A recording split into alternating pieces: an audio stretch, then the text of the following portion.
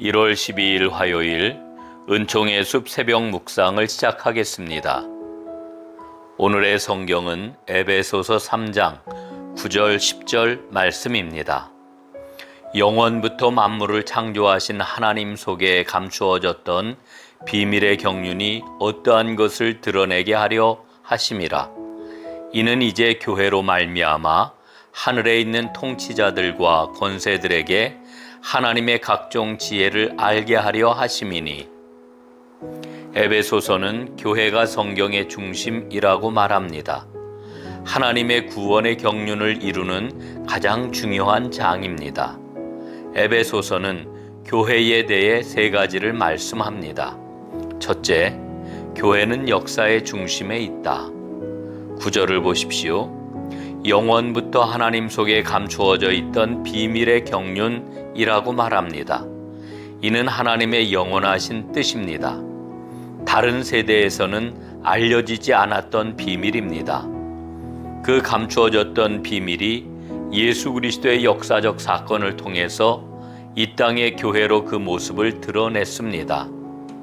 세속 역사는 영웅들에게 집중을 합니다. 성경은 그분의 백성에게 집중을 합니다. 그들은 종종 하찮은 존재들입니다. 미천한 사람들입니다.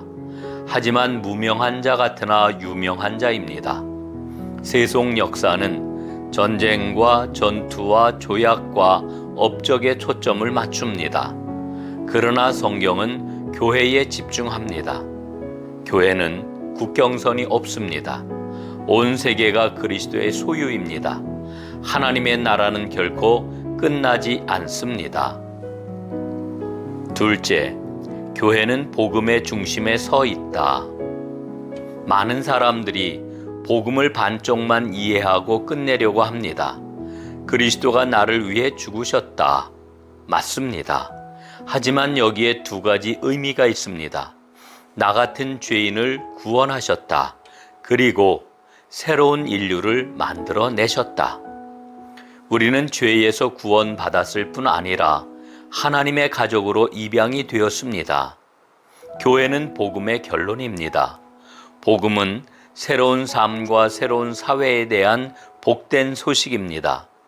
존 스토트는 교회를 하나님의 새로운 사회라고 불렀습니다. 셋째, 교회는 그리스도인의 삶의 중심에 있습니다.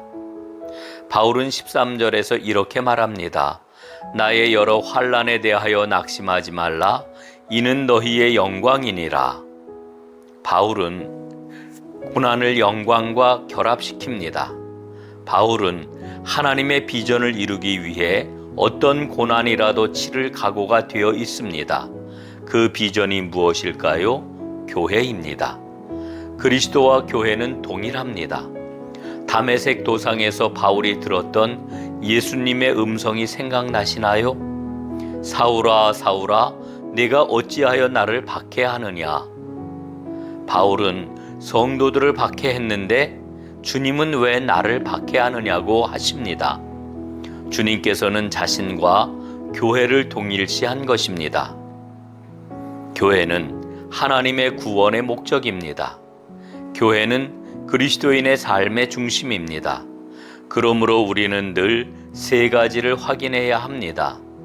첫째, 우리는 하나님의 가족이다. 둘째, 우리는 하나님이 거하시는 성전이다.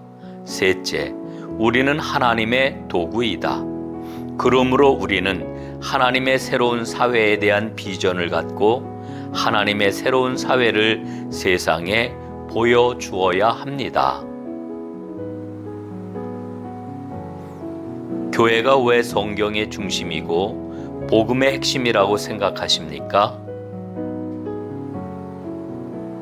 교회에 대해서 다시 한번 생각할 수 있는 기회를 주시니 감사합니다. 하나님의 새로운 사회를 세상에 보여주는 전농교회가 될 수 있도록 우리 모두에게 은혜를 더하여 주옵소서. 아멘.